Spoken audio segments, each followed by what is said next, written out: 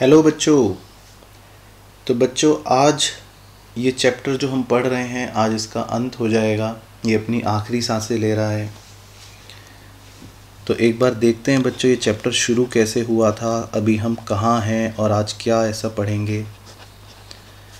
बच्चों ये पूरा चैप्टर शुरू हुआ था इस एक टर्म के साथ जिसका नाम था कंज्यूमर्स इक्विलिब्रियम, या कंज्यूमर को मैक्सिमम सेटिस्फेक्शन कहाँ मिलता है। इस पर दो लोगों की अपनी अपनी भिड़ंत थी।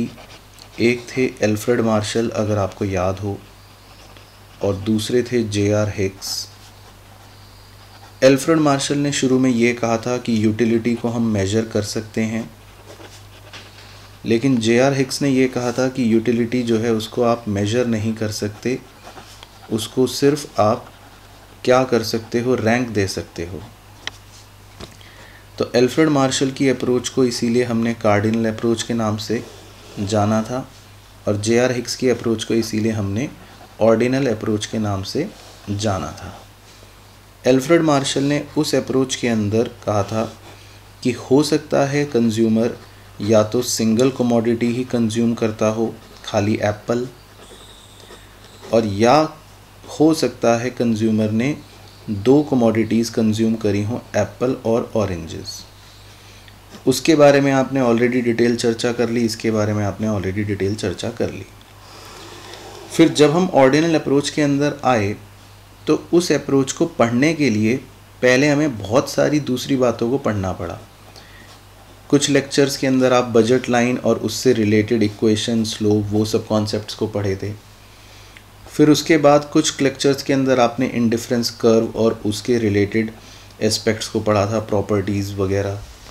तो जब हम ये अब सारी बातें जान चुके हैं, अब ये तो सीख लेना, अभी तो हमने ये अलग अलग पढ़े, लेकिन आखिर ये जे.आर. हिक्स की अप्रोच जो है ये कहती क्या है, ये तो अभी तक मिसिंग है।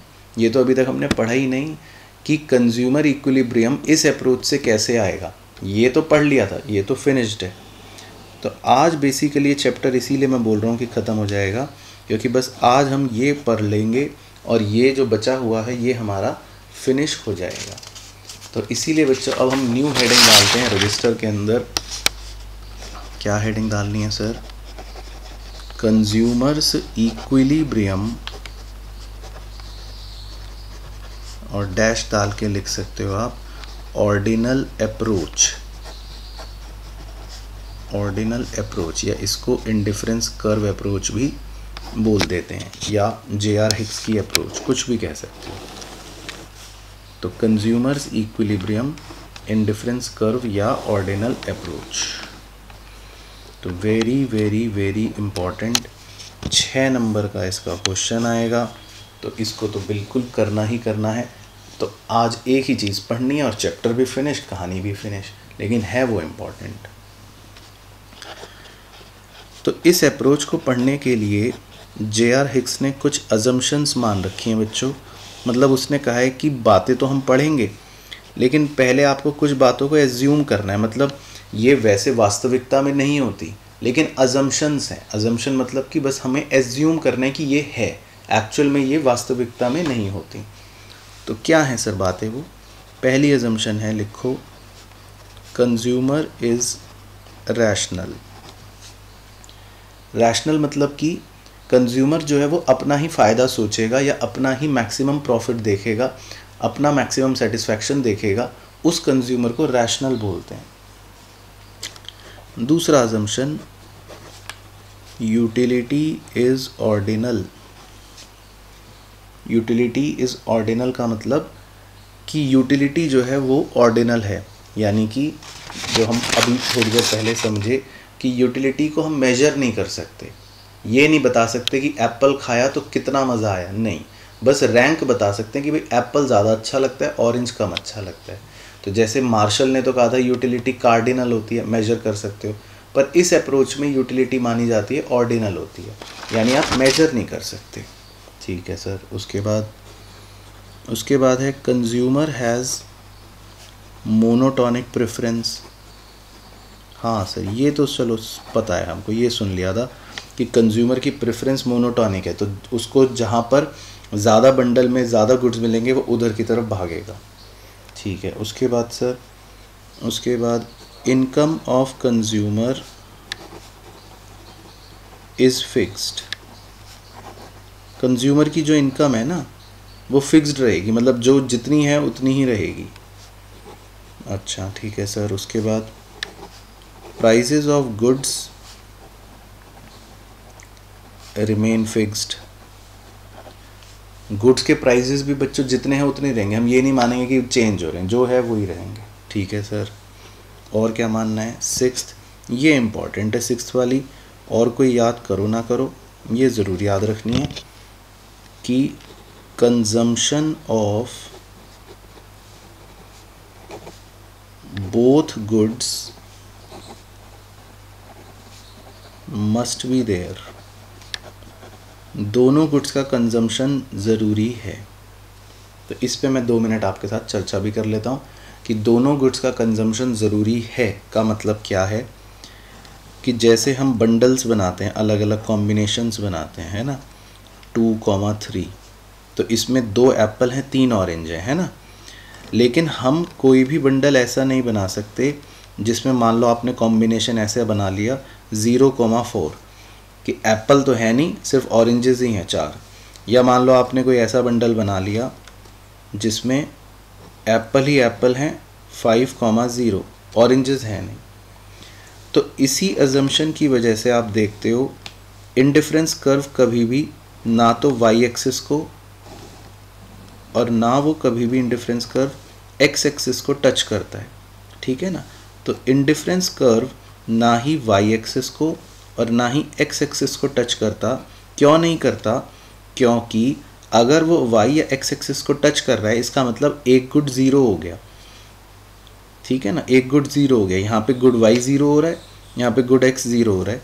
तो कभी भी इंडिफरेंस कर्व ना तो वाई एक्सिस को ना ही एक्स एक्सिस को टच करता।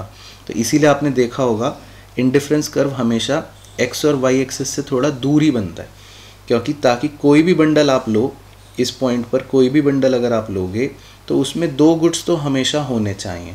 तो ये इसमें इम्पॉर्टेंट अजम्पशन है कि दोनों ही गुड्स का कंजम्पशन ज़रूरी है। तो इसीलिए इंडिफरेंस कर्व हमेशा ऐसे बनते हैं, कभी भी वाई या एक्स एक्सिस को टच करके नहीं बनते। इस पे क्वेश्चन पूछता है तो प्लीज़ इस बात को ध्यान रखना। चलो ठीक है सर। तो अजम्पशंस तो ये हो गई, ठीक है, ये तो हम मान लेंगे, कोई बड़ी बात नहीं बच्चों, छोटी छोटी सी पॉइंट्स हैं, इसमें कोई दिक्कत वाली बात नहीं है।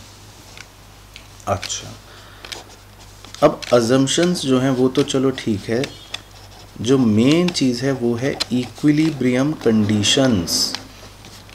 कि आखिर जे.आर. हिक्स ने जो इक्विलिब्रियम कंडीशंस दी हैं वो क्या हैं, कि मतलब कैसे पता चलेगा कि कंज्यूमर इक्विलिब्रियम पर है, ये कैसे पता चलेगा? तो ये पता चलेगा कंज्यूमर की इक्विलिब्रियम कंडीशंस को देखकर। तो इसमें 2 कंडीशंस हैं बच्चों, नंबर 1 बहुत ही इम्पॉर्टेंट और नंबर 2 थोड़ा कम इम्पॉर्टेंट। लेकिन पहले नंबर 1 लिखते हैं कि नंबर 1 अजम्पशन, नंबर 1 कंडीशन क्या है। चल, तो इसमें आप मेरे साथ साथ लिखना, slope of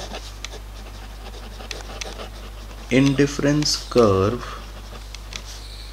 is equal to slope of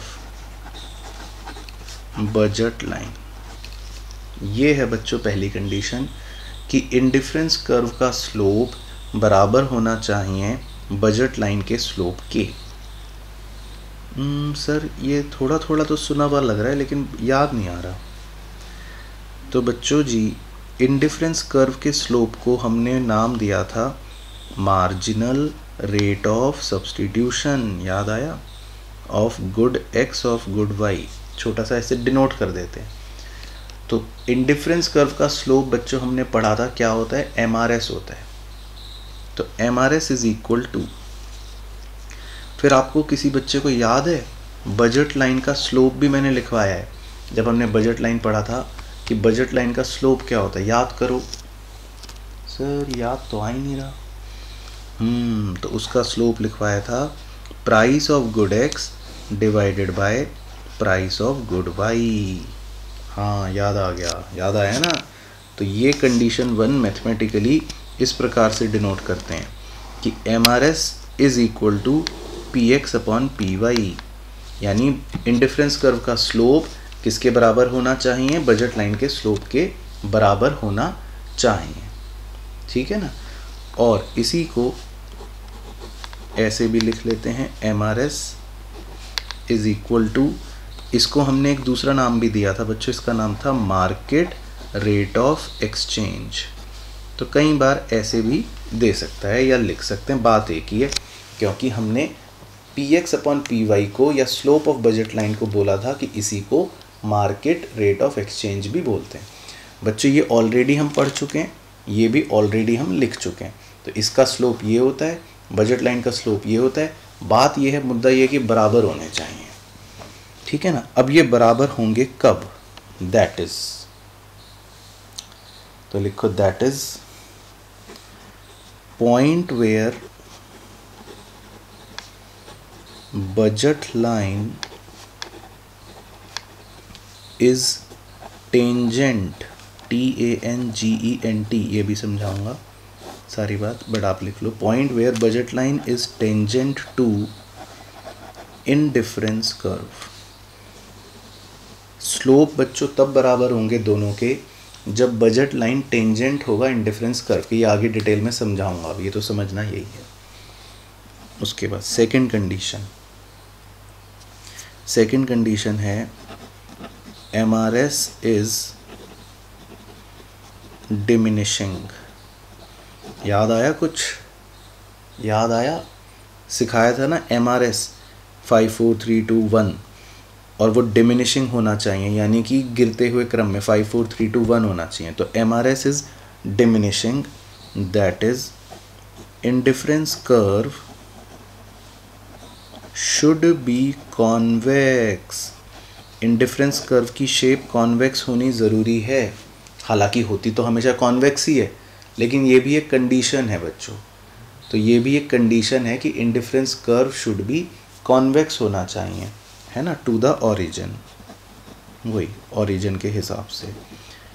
तो ये भी एक कंडीशन है कि इंडिफरेंस कर्व जो है वो क्या होना चाहिए, वो कॉन्वेक्स होना चाहिए।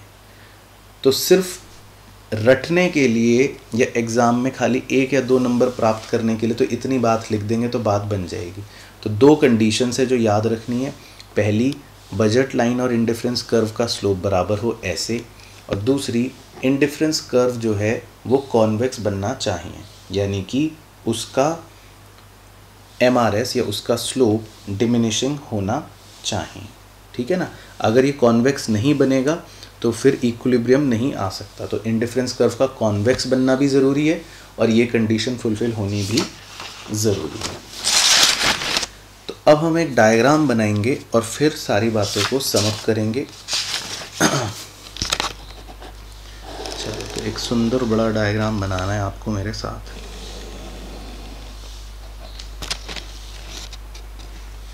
तो सर इतना बड़ा डायग्राम, हाँ ये थोड़ा सा बड़ा डायग्राम बनाना है। गुड x लिखना है x एक्सिस पर, गुड y लिखना है y एक्सिस पर।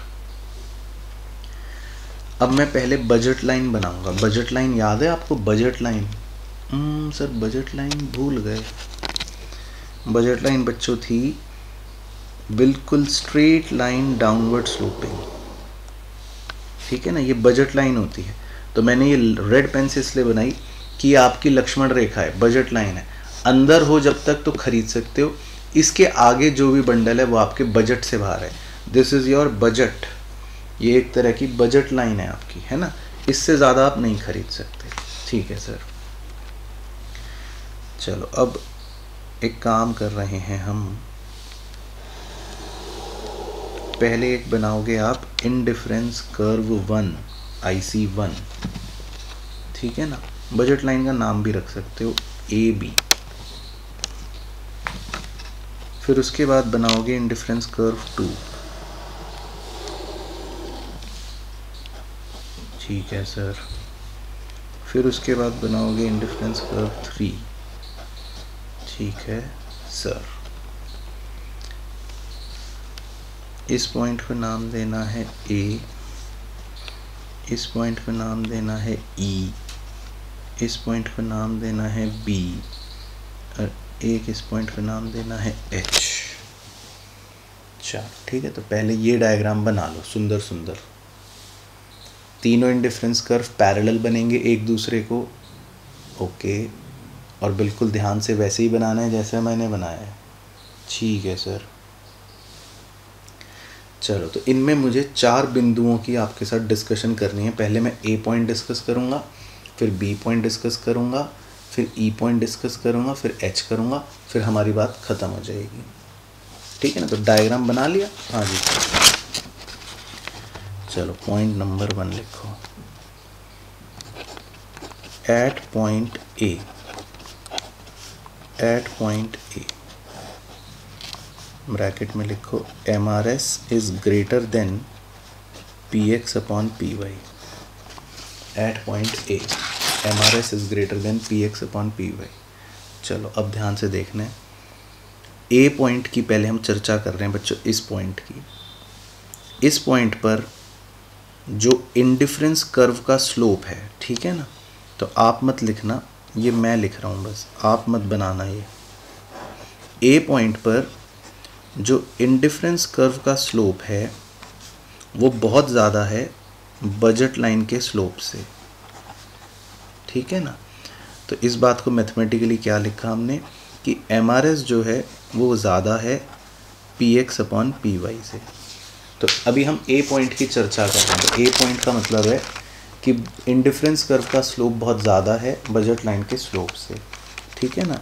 तो लिखो डैश डाल के इट इम्प्लाइज, इसका मतलब क्या होता है एग्ज़ाम में बच्चों, ये लर्न करके जाना है आपको। It implies that the consumer is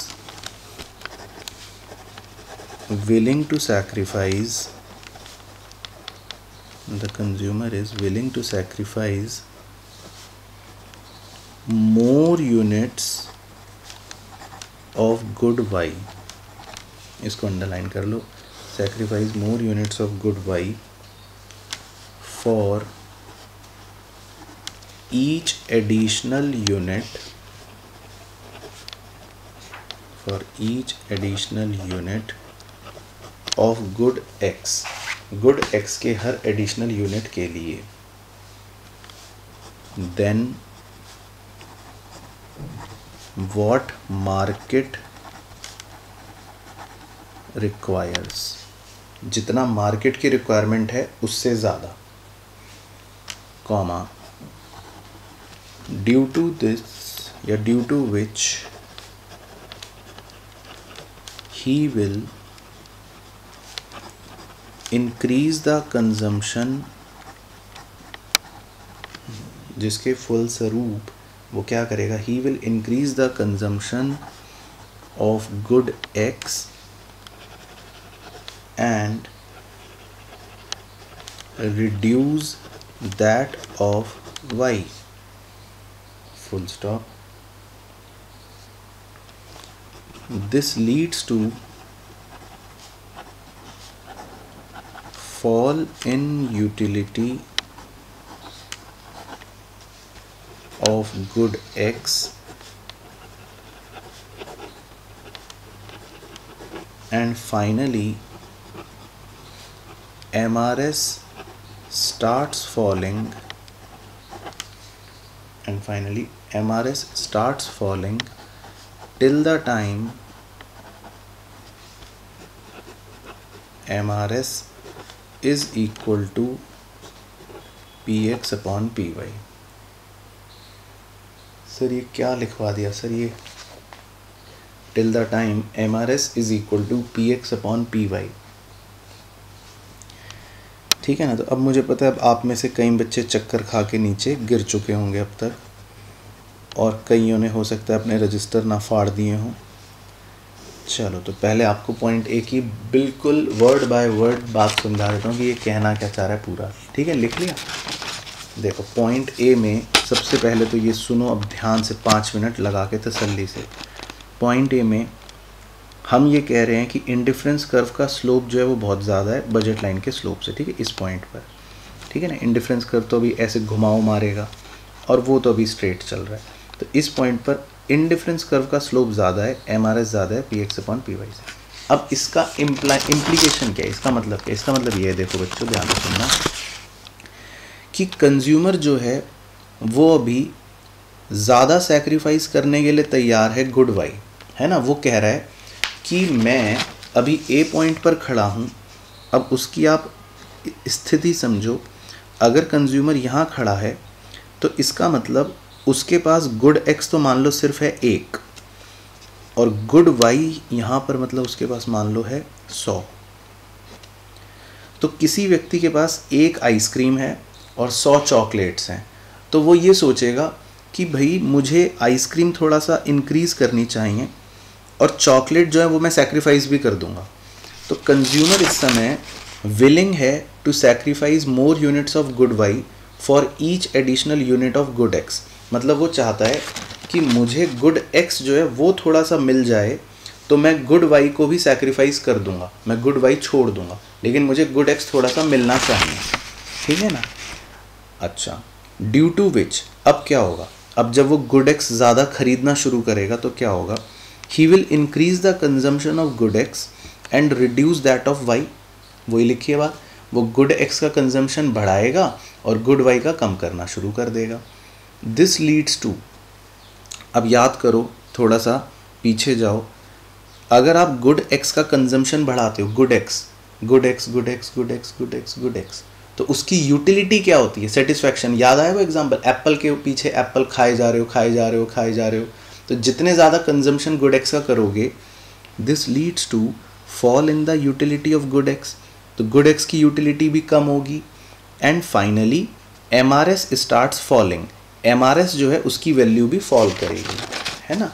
तो जब कंज्यूमर ए पॉइंट पर होता है तो यहाँ पर स्लोप की वैल्यू बहुत ज़्यादा होती है, लेकिन जैसे जैसे वो आगे बढ़ता है, जैसे जैसे वो आगे बढ़ता है, आगे आगे आगे आगे आगे, तो आगे आगे आगे बढ़ते बढ़ते बढ़ते उसकी स्लोप की वैल्यू कम होनी शुरू हो जाती है।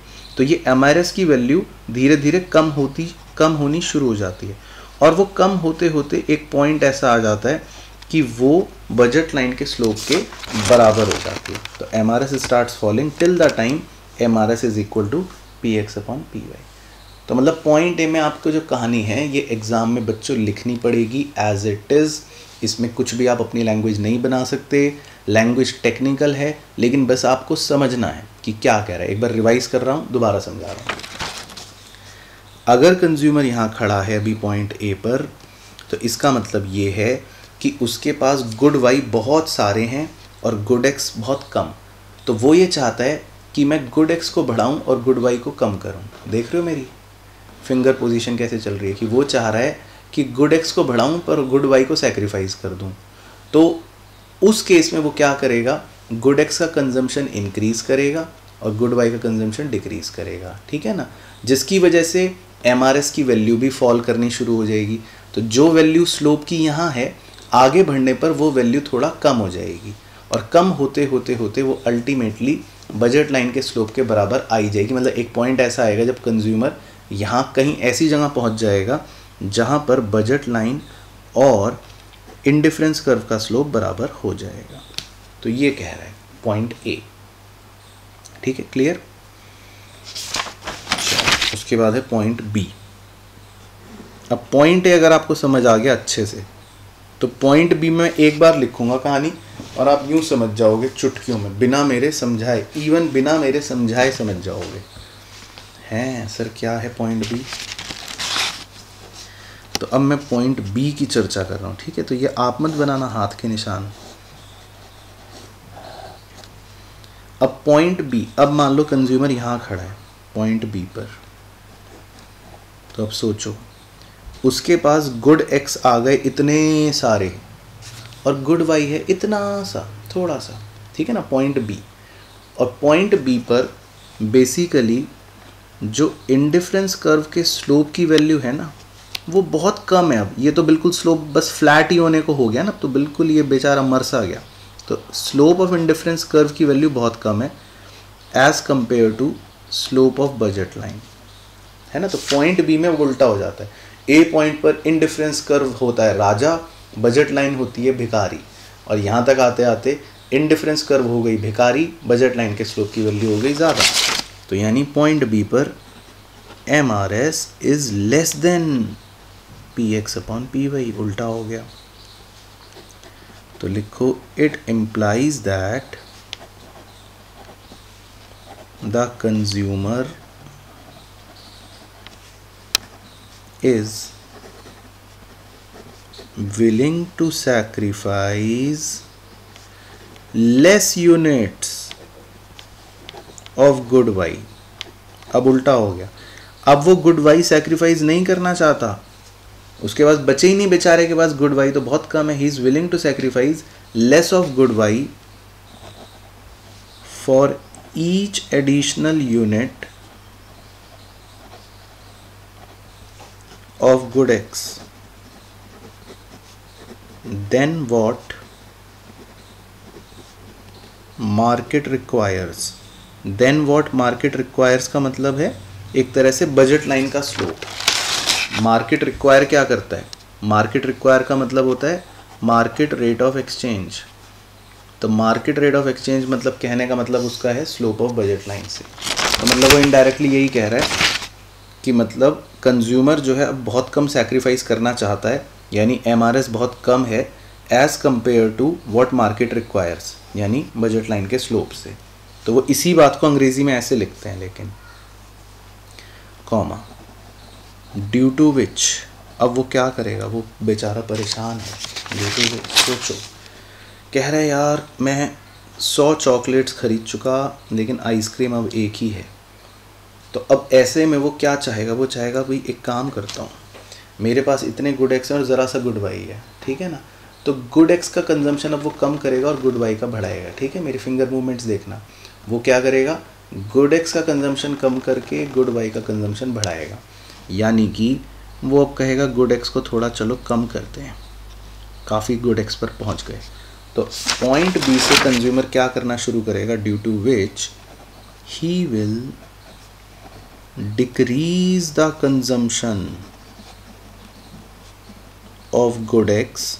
वो गुड एक्स का कंजम्पशन कम करेगा, decrease the consumption of good X and increase that of Y, और वाई का बढ़ा देगा। This leads to increase in utility of good X. वही बात, जब गुड एक्स का कंजम्पशन कम होगा तो उसकी यूटिलिटी बढ़ेगी। ये तो उल्टा चलते हैं ना, जब पहले केस में गुड एक्स का कंजम्पशन बढ़ा था तो यूटिलिटी कम हो गई थी। इस केस में कंजम्पशन कम हो रहा है तो उसकी यूटिलिटी क्या होगी, बढ़नी शुरू हो जाएगी। एंड फाइनली इसकी वजह से MRS जो है उसकी वैल्यू भी स्टार्ट्स राइजिंग, वो भी बढ़नी शुरू हो जाएगी। तो MRS की वैल्यू बच्चों बढ़ते बढ़ते बढ़ते बढ़ते धीरे धीरे कहाँ पहुँच जाएगी, till the time MRS is equal to PX upon PY। तो एक पॉइंट पे वो बढ़ते बढ़ते ऐसी जगह पहुँच जाएगी जहाँ पर वो PX अपॉन PY के बराबर हो जाएगी। तो मतलब B पॉइंट पर MRS की वैल्यू बहुत कम थी, लेकिन जब कंज्यूमर इधर की तरफ बढ़ेगा, गुड एक्स को कम करेगा, गुड एक्स को कम करेगा, गुड एक्स को कम करेगा, तो एक पॉइंट ऐसा आ ही जाएगा अवश्य जहाँ पर MRS और PX अपॉन PY की वैल्यू बराबर हो जाएगी। तो ये लिखा है हमने पॉइंट नंबर B में, ठीक है। दोनों पॉइंट पहले वाले क्लियर हो गए? हाँ जी सर, ओके। चलो इसके बाद आगे बढ़ते हैं बच्चों। हाँ, नेक्स्ट पॉइंट नंबर 3। अब हम डिस्कस करते हैं पॉइंट H। पॉइंट H कौन सा है सर, एक बार दिखाओ। पॉइंट A हो गया, पॉइंट B हो गया, पॉइंट H है बच्चों ये वाला पॉइंट।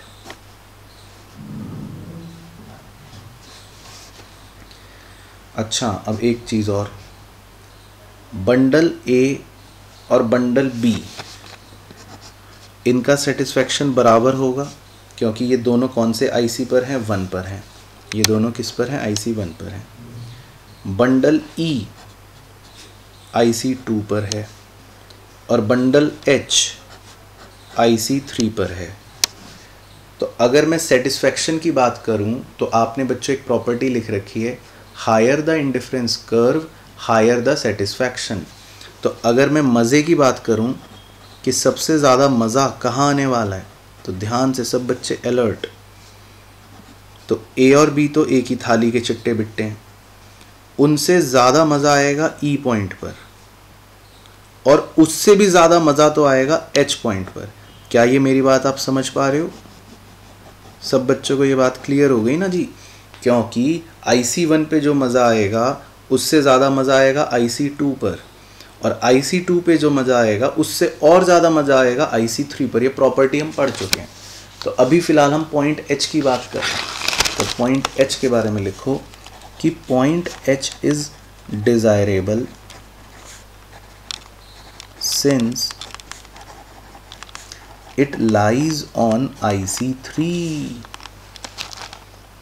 पॉइंट H जो है वो बहुत ही डिज़ायरेबल है। पॉइंट H मिल जाए बस, हे भगवान, पॉइंट H का बंडल, सबसे ज़्यादा मज़े आएंगे इसमें। तो ये IC3 पर है पॉइंट H।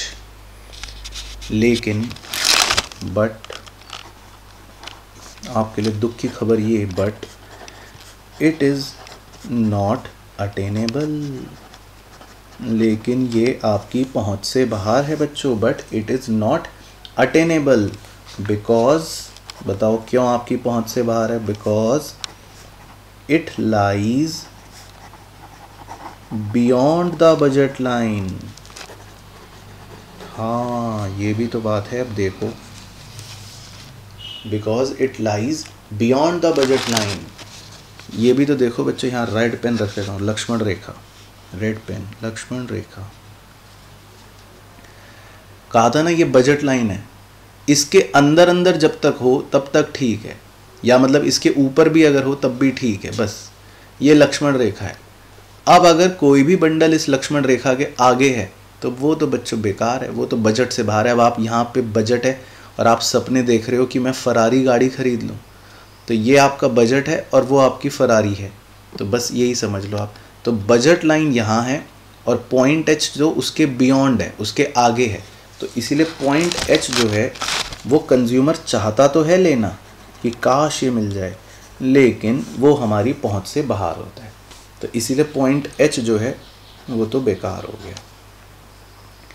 चलो लास्ट पॉइंट नंबर 4। अब एनी गेसेस, कोई गेस कर सकता है कि कंज्यूमर का इक्विलिब्रियम पॉइंट कौन सा होगा? नहीं सर, ये तो बहुत मुश्किल है। तो कंज्यूमर का इक्विलिब्रियम पॉइंट होगा ई पॉइंट। कैसे सर, कैसे, एक बार बताओ। तो ई पॉइंट में देखो बच्चों, ई पॉइंट में कंज्यूमर के पास इतना गुड एक्स है, कंज्यूमर के पास इतना गुड वाई है, ठीक है ना। तो एक बार ई पॉइंट पर बताऊं आपको, ई पॉइंट पर ये जो रेड कलर की बजट लाइन है, budget line, budget line, budget line, budget line, ये टेंजेंट है। टेंजेंट का मतलब है कट नहीं कर रही, सिर्फ टच कर रही है। देख रहे हो आप इस IC2 को, ये IC2 जो जा रहा है इसको बस हल्का सा यहाँ पे टच करके निकल गई, इंटरसेक्ट नहीं करेगी, टच करेगी, तो इसको बोलते हैं टेंजेंट। तो बिल्कुल इस पॉइंट पर आपको बच्चों पता होगा कि बिल्कुल इस पॉइंट पर इंडिफरेंस कर्व का जो स्लोप है और जो बजट लाइन का स्लोप है, क्योंकि बिल्कुल दोनों इस पॉइंट पर एग्जैक्टली सेम है, तो इस पॉइंट पर दोनों का कर्व का स्लोप बराबर होता है इस ई पॉइंट पर। तो J.R. हिक्स की कंडीशन के तहत, अब एक बार देखें कंडीशन क्या थी सर, क्या थी? उसकी कंडीशन थी कि एक ऐसा पॉइंट जहां स्लोप इंडिफरेंस कर्व का बजट लाइन के कर्व के बराबर हो, और उसने ये लिखवाया भी था, point where budget line is tangent to indifference curve. तो ये ई पॉइंट बच्चों ऐसा पॉइंट होता है जहां पर आकर दोनों कर्व्स का स्लोप बराबर हो जाता है। तो इसीलिए कंज्यूमर जो है वो यहाँ पे खड़ा होना पसंद करता है। अब पूरी कहानी को समझो, देखो कितना बढ़िया चार्ट बन गया कि कंज्यूमर अगर यहाँ पर है तो भी दुखी कि अरे यार मेरे पास x तो है ही नहीं, तो वो भागता है x की तरफ, और x और x और x और x। फिर कंज्यूमर अगर यहाँ खड़ा है तो भी दुखी, तो वो कहता है अरे यार x तो बहुत है, y नहीं है जीवन में, तो वो x को कम करता है, x कम, x कम, x कम, x कम। तो चाहे पॉइंट बी हो चाहे पॉइंट ए हो, ए में समस्या ये है कि यहाँ पर इंडिफरेंस कर्व का स्लोप ज़्यादा है, बी में समस्या ये है कि यहाँ पे इंडिफरेंस कर्व का स्लोप बहुत कम है, तो वो यहाँ से इधर की तरफ आता है, यहाँ से इधर की तरफ आता है। दोनों ही सूरतों में उसको एक ऐसे पॉइंट पर आना है, एक ऐसा पॉइंट जहाँ पर दोनों कर्व्स का स्लोप बराबर है, और वो पॉइंट होता है ई। तो इसी ई पॉइंट को इक्विलिब्रियम पॉइंट बोलते हैं। हाँ, एक एच पॉइंट है जो ज़्यादा बेहतर है, लेकिन वो आपके बजट से बाहर है। कम से कम ई पॉइंट आपके बजट में तो आ रहा है, ये देखो ये लक्ष्मण रेखा रेड वाली बनी हुई है। तो ए, ई और बी पॉइंट बजट में आ रहे हैं, और उन तीनों में सबसे बेस्ट है ई पॉइंट, तो इसीलिए ई पॉइंट को बोलते हैं इक्विलिब्रियम। तो फाइनली यही है बना हमारा लास्ट पॉइंट। तो लास्ट पॉइंट और लिख लेते हैं, पॉइंट नंबर 4। तो मैं यहाँ लिख लेता हूँ point number 4, the consumer will attain equilibrium. The consumer will attain equilibrium at point E, where budget line is tangent to indifference curve and it is the only combination। मतलब यह कह रहा है कि पॉइंट ई जो है वही एक ऐसा पॉइंट है जहाँ इक्विलिब्रियम है, क्योंकि वहाँ बजट लाइन टेंजेंट है, and it is the only combination, point E ही एक ऐसा कॉम्बिनेशन है विच कंज्यूमर इज़ विलिंग, जो वो चाहता भी है, एंड इज़ एबल, और जो खरीद भी सकता है, टू बाय। तो पॉइंट ई जो है वो बजट लाइन में भी आ रहा है, खरीद भी सकता है, और वहाँ उसको सबसे बढ़िया सेटिस्फैक्शन भी मिलेगा, क्योंकि दोनों स्लोप्स वहाँ पर बराबर हैं, है ना। तो मतलब पॉइंट ई पर, एट पॉइंट ई, ये लिख सकते हो आप लास्ट में, at point E, E point पर एमआरएस की वैल्यू किसके बराबर होती है, P X upon P Y की। तो इसीलिए पॉइंट ई को इक्विलिब्रियम पॉइंट बोलते हैं। तो हम कह सकते हैं कि इसका मतलब जे.आर. हिक्स के मुताबिक या इंडिफरेंस कर्व एनालिसिस के मुताबिक इस तरह से हम इक्विलिब्रियम पॉइंट को फाइंड आउट करते हैं। तो बच्चों आपको सारी ये बातों को लिखना पड़ेगा 6 नंबर के बड़े क्वेश्चन के अंदर। मतलब चारों पॉइंट्स जो मैंने लिखवाए 1 2 3 4 चारों पॉइंट्स और प्लस डायग्राम, बस इसमें ये हाथों के निशान मत बनाना, सिंपल 3 कर्व और बजट लाइन और A B E H point बस। तो ये था बच्चों पूरा एनालिसिस इसका। आई होप आपको समझ आया हो, लेकिन इसको रिवाइज ज़रूर अच्छे से करना, और डायग्राम की प्रैक्टिस आपको खुद करनी पड़ेगी कई बारी, तब ये आपका बनेगा सही। बाकी कंडीशंस 2 लिखनी पड़ेंगी बस ऐसे ही, 1 और 2। बाकी इसके बाद एजम्पशंस जो हैं अगर क्वेश्चन पूछेगा तो लिखना है, अदरवाइज़ इसको आप अवॉइड कर सकते हो। तो 6 नंबर के क्वेश्चन में assumptions can be avoided, but आप लिख भी सकते हो। कंडीशंस दोनों लिखोगे, फिर देन डायग्राम बनाओगे, उसके बाद चारों पॉइंट्स लिखोगे। तो ये था बच्चों पूरा एनालिसिस इसका। तो आई होप आपको अच्छे से समझ आया हो। तो सारे चैप्टर इसके जो टॉपिक्स हैं वो फिनिश हो गए। नेक्स्ट लेक्चर में बस हम इसके कुछ क्वेश्चंस आपको दिखाएंगे जो आपको एज ए होमवर्क करने पड़ेंगे।